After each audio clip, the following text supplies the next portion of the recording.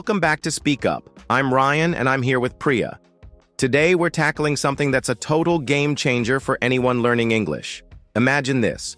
You're in a conversation, and instead of speaking smoothly, your brain is working overtime, translating words, checking grammar, and second-guessing every sentence. Sound familiar?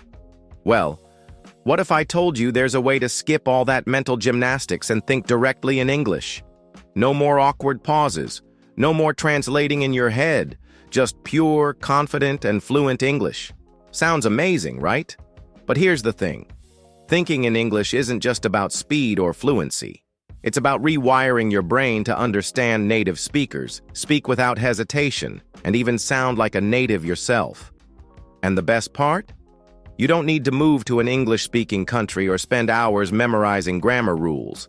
So, whether you're a beginner trying to build your vocabulary or an advanced learner aiming to master idioms and tenses, this episode is for you.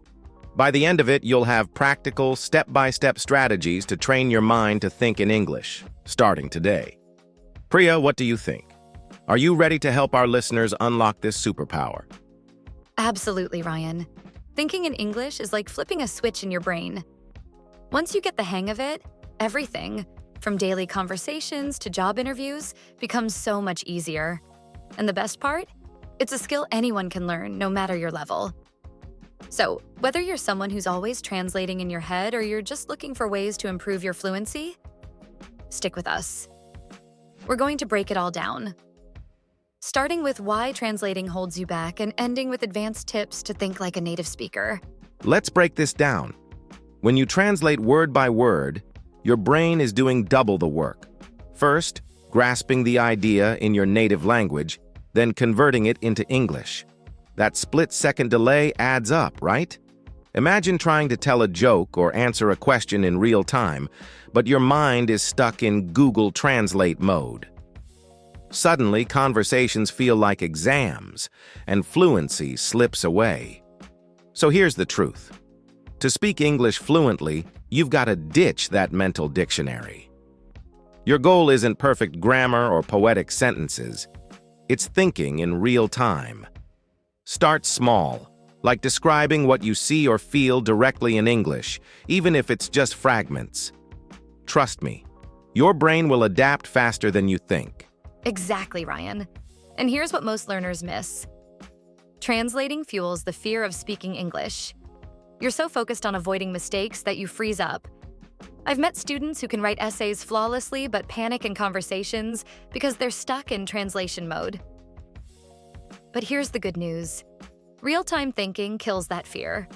Instead of obsessing over every word, you're training your brain to respond naturally. Think of it like learning to ride a bike. You'll wobble at first, but soon you'll balance without overthinking. And guess what? Native speakers don't translate either. They just think. Spot on, Priya. Let's talk about why this habit is so hard to break. For years, you've been taught to get the grammar right first, or memorize vocabulary lists. But that approach prioritizes accuracy over fluidity. Here's a better strategy. Stop translating in your head by creating an English-only bubble. For example, when you're making coffee, think, I'm pouring milk into my cup. Not the translated version. At first, it'll feel forced, but over time, your brain wires itself to think in English first, and that's when fluency kicks in. And fluency is what helps you speak English without hesitation. Let's be real. Mistakes will happen, but they matter far less than confidence. I've seen learners who think in English from day one progress faster because they're not paralyzed by perfection. Try this. Next time you're in a conversation, focus on the message, not the words. If you forget a term, describe it. The thing you use to cut vegetables instead of knife. This forces your brain to problem solve in English, which is how you overcome the fear of speaking. It's messy, but it works. And here's the kicker. Thinking in English isn't just for speaking, it transforms your listening skills too. When you're not mentally translating every word someone says, you'll understand native speakers better. Their slang, idioms, and speed won't feel as overwhelming. So, how do you start? Replace internal monologues with English. If you're stressed, think, I'm nervous, but I can do this. Not the translated version. It's like building a mental muscle. The more you flex it, the stronger it gets. Absolutely. And if you're thinking, but I don't know enough words, that's where vocabulary builders and daily practice come in. Start with what you do know and gradually add new phrases. Even 10 minutes of thinking in English daily rewires your brain. Remember, this isn't about being perfect, it's about being present. The moment you stop translating, you'll feel lighter, faster, and more confident. And that's how you turn English from a subject to study into a tool to live your life. So how do we actually start thinking in English without translating? Let's begin with something simple. Label your world. Look around right now. What do you see? Your phone, a chair, a water bottle. Every object has an English name. Start by silently naming them. Laptop, coffee mug, window. This isn't just about memorizing words. It's about training your brain to build English vocabulary on autopilot. For example, when you wake up, think alarm clock instead of translating the term from your language. Do this while cooking, knife, pan, commuting, traffic light, bus, or even scrolling through apps, notification, profile. The goal? Make English your default labeling language. And the beauty of this hack is that it's perfect for English beginners. You don't need complex grammar or fancy phrases, just everyday objects. To make it even easier, try using vocabulary builder apps like Quizlet or Anki. These apps let you create flashcards with images and audio, so you're learning words in context, not isolation.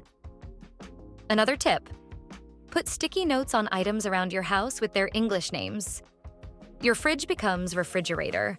Your mirror turns into mirror. This immersion works wonders because you're learning English at home without textbooks. It's like turning your space into a mini classroom. Exactly. And here's why this works long-term. When you label things in the moment, you're linking the word directly to the object, not to its translation. That's how you learn English fast and bypass the mental dictionary. But what if you don't know a word? Say you're holding a stapler and blank on the term.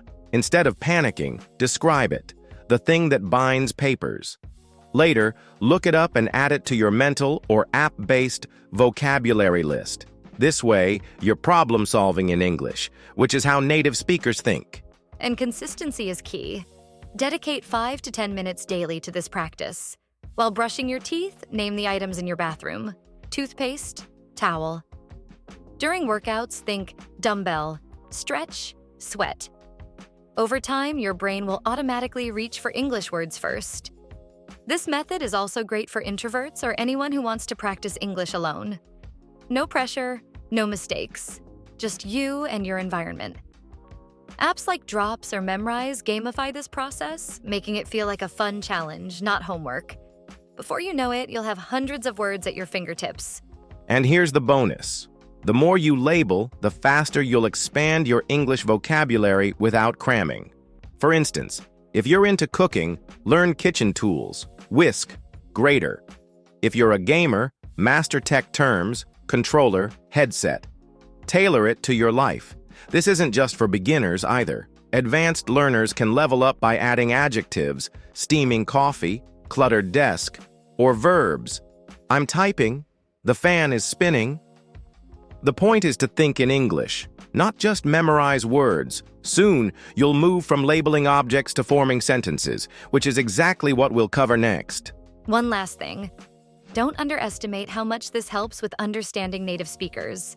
When you hear someone say, "pass the remote," you'll instantly picture the object, not translate it. That's fluency in action. So grab your phone, download a vocabulary builder app, and start labeling. Even 5 minutes a day will train your brain to learn English fast. And most importantly, think in English. Now that you're comfortable labeling objects, let's level up. Form simple sentences about your day. Instead of just thinking coffee, say, "I'm drinking coffee," or "this coffee is too hot." These don't need to be perfect, just relevant to what you're doing or feeling. For example, while commuting, think, "The traffic is terrible today," or at work, "I need to finish this report." The goal is to think in phrases, not single words. This bridges the gap between vocabulary and real daily English conversations. At first, it'll feel slow, but with practice, your brain will start automatically constructing sentences. And here's why this works. Daily English conversation isn't about Shakespearean monologues. It's simple exchanges like, "What's for dinner?" or "I'm tired." By rehearsing these tiny sentences in your head, you'll build reflexes for real-life chats. This is especially helpful for introverts or anyone who feels nervous speaking aloud. You're not pressured to perform. You're just narrating your life. Imagine preparing breakfast and thinking, "I'm burning the toast?"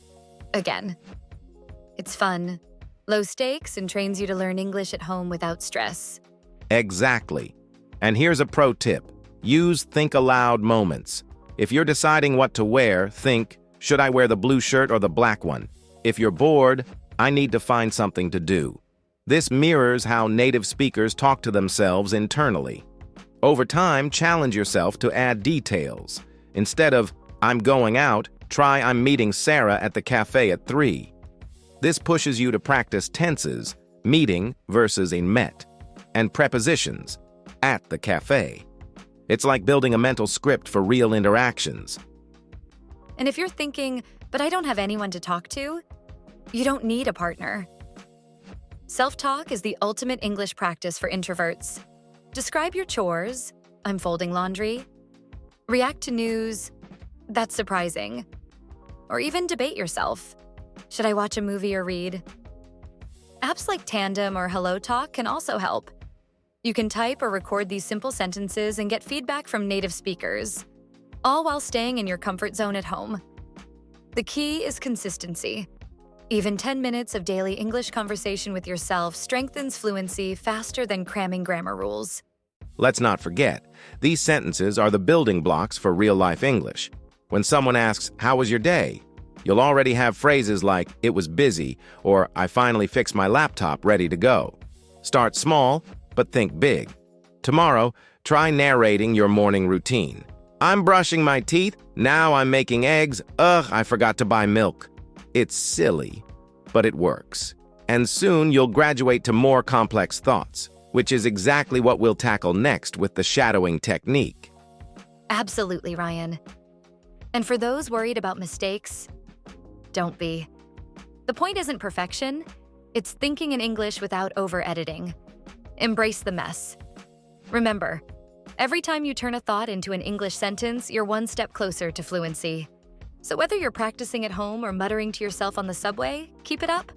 Your future confident self will thank you.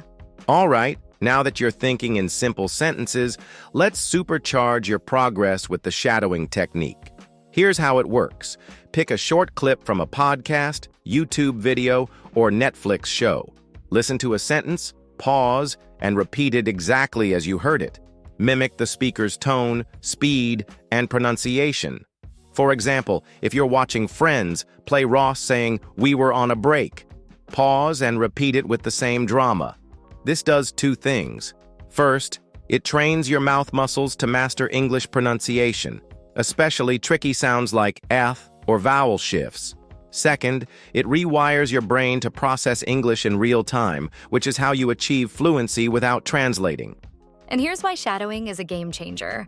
It forces you to think in English automatically. When you're mimicking a native speaker, there's no time to translate. You're too busy matching their rhythm and emotion. This is how kids learn languages, by the way. They listen, repeat, and eventually own the phrases. Pro tip: use English podcasts for learning like The Daily or TED Talks Daily. They're packed with natural speech patterns and real-world vocabulary. Or binge a Netflix show like The Crown to hear crisp British accents. Turn on subtitles at first, then hide them as you improve. Your brain will start absorbing phrases like "I reckon" or "no way" without even trying. But let's get practical. How do you start? Choose content that excites you. If you love cooking, shadow Gordon Ramsay's Finally Some Good Pounds Food. If you're into tech, mimic Marques Brownlee's gadget reviews. The key is to enjoy the process. Focus on English pronunciation tips as you shadow. 1. Pay attention to word stress, photograph versus photography. 2. Notice how natives link words, wanna instead of want to. 3 copy their intonation. Are they excited, sarcastic, or bored? This isn't just parroting. It's active learning. Over time, you'll internalize these patterns and sound more natural, whether you're ordering coffee or nailing a job interview. And here's a secret. Shadowing works wonders for understanding native speakers. When you've mimicked how they say, "What's up?" or "I'm knackered," you'll recognize those phrases instantly in real conversations. It's like unlocking a cheat code for fluency. For beginners, start with slower-paced content, like kids' shows or educational podcasts. Advanced learners can challenge themselves with fast-paced dramas or stand-up comedy. Apps like Fluent even let you shadow interactive video clips. The more you practice, the more your brain will think in English. No subtitles required. One last thing. Don't worry about sounding silly. Embrace the awkwardness. Shadow while cooking, driving, or even showering. The goal isn't perfection, it's building reflexes. And guess what? This technique pairs perfectly with learning English through movies and Netflix. Next time you watch Stranger Things, pause and repeat Eleven's "Friends Don't Lie" or Dustin's "Gotta go, my dudes." You'll not only improve your accent, but also pick up slang and cultural references. It's like hanging out with native speakers without leaving your couch. Exactly. And if you're thinking, "But I don't have time," just 10 minutes daily works. Shadow a weather report, a TikTok clip, or even a song lyric. Consistency beats marathon sessions. Soon you'll notice yourself using phrases you've shadowed without effort. That's the magic of this technique. It bridges the gap between learning English and living it.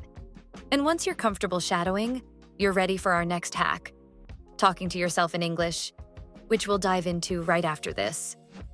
All right, so we've practiced shadowing, copying native speakers. Now let's flip the script and create your own English monologues. Here's how.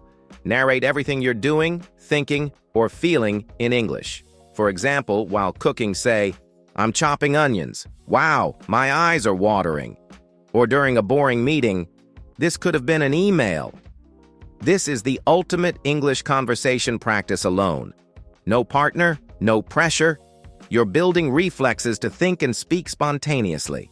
At first, it'll feel awkward, like you're starring in your own reality show. But trust me, this is how you memorize English words deeply.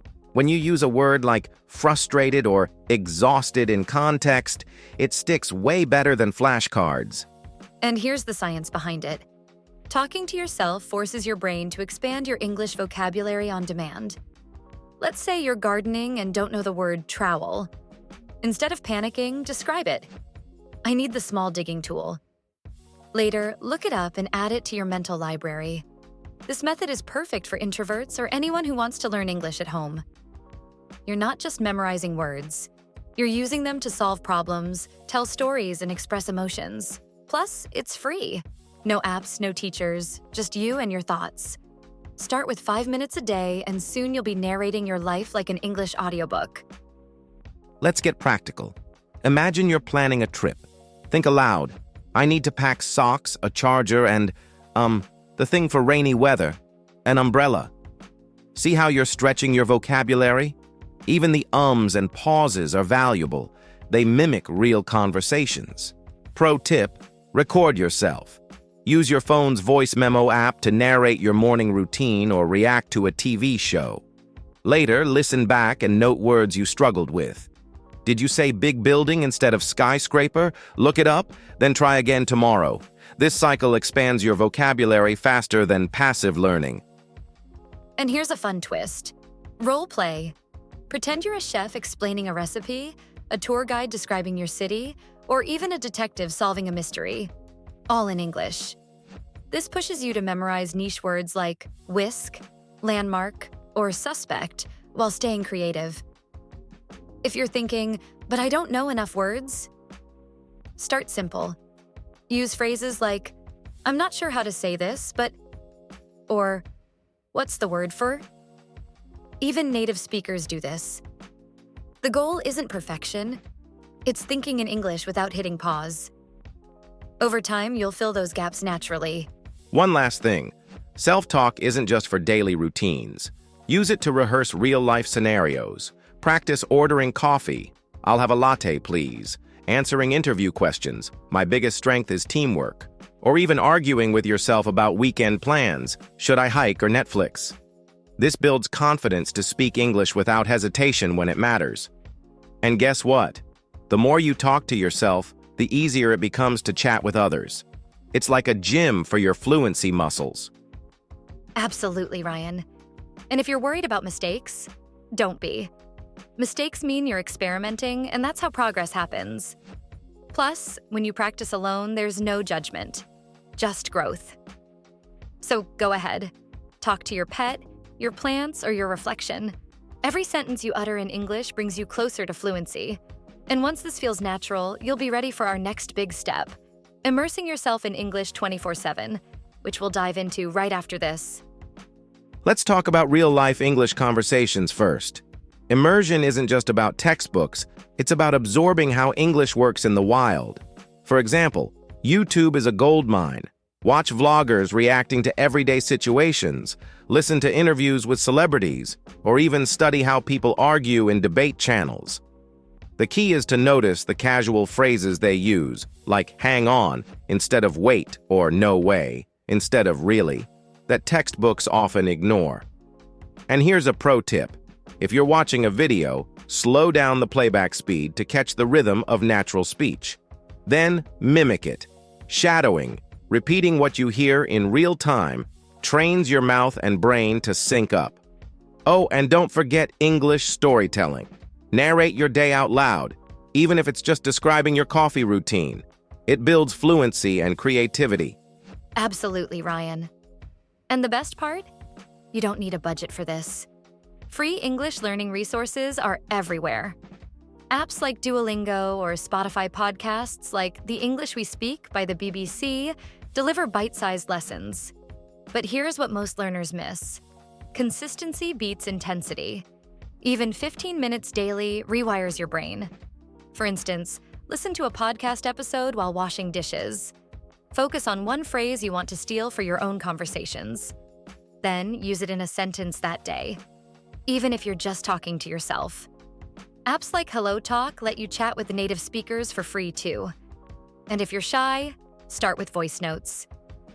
The goal is to make English a habit, not a chore. Over time, your brain starts defaulting to English when you think, which is a game changer. Adding to that, real-life immersion means embracing imperfect English. Join Reddit threads or Discord servers where people debate hobbies, like gaming or cooking. You'll see slang, typos, and raw conversations. For instance, gamers might say nerf instead of weaken or OP for overpowered. These aren't proper terms, but they're part of how people actually communicate. Platforms like Clubhouse or Twitter Spaces let you drop into live audio chats on topics you care about. Listen passively at first, then jump in when you're ready. And storytelling? Try rewriting a scene from your favorite movie in your own words. It forces you to play with vocabulary and sentence structure. The messier it feels, the more you're learning. Exactly. And storytelling isn't just about speaking, it's about connecting. Use apps like Grammarly to journal your thoughts in English. Write a short story about your childhood pet or a fictional adventure. When you create narratives, you're not just memorizing words, you're embedding emotions and memories into the language. Free tools like ChatGPT can even act as your brainstorming buddy. Ask it, give me a story prompt about traveling to Mars, and build from there. For listening, try TED-Ed's animated videos.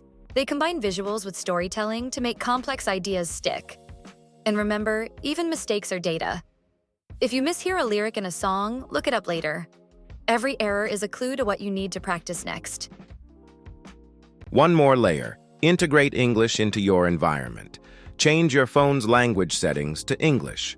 Follow Instagram accounts that post memes or quotes in English. You'll learn cultural references and humor. Label objects in your home with sticky notes, e.g., kettle, bookshelf. It sounds simple, but seeing those words daily builds passive vocabulary. For real-life practice, try thinking aloud in English while planning your day. Okay, First then I need to. It's low pressure and trains you to articulate thoughts on the fly. And if you're into gaming, switch the audio to English. You'll pick up commands, reactions, and even accents. Immersion isn't about perfection. It's about exposure. The more you normalize English in your daily life, the less foreign it feels. To sum it up, combine free resources, storytelling, and real-world practice. For example, use the Pomodoro technique. Study for 25 minutes, then break. In those bursts, mix activities. Listen to a podcast, write a 3-sentence story, then chat with a language partner. Apps like Forest can keep you focused during those sessions. And don't underestimate music. Analyze lyrics from artists like Ed Sheeran or Taylor Swift. Their storytelling is relatable and packed with emotion. Finally, celebrate small wins. Did you understand a meme without translating it? That's immersion working. Over time, these micro moments add up. You're not just learning English, you're living it, one day at a time. All right, advanced learners, this is where it gets fun. Let's start with English idioms and phrases. Idioms like hit the sack or spill the beans aren't just vocabulary. They're cultural shortcuts. Imagine you're debating climate change with a friend. Instead of saying, "We need to act now," try, "We're on thin ice here." It adds flair and shows deeper fluency. But idioms are just the start. To master English tenses, dissect how they shape meaning. For example, compare "I ate pizza," simple past, versus "I had been eating pizza," past perfect continuous.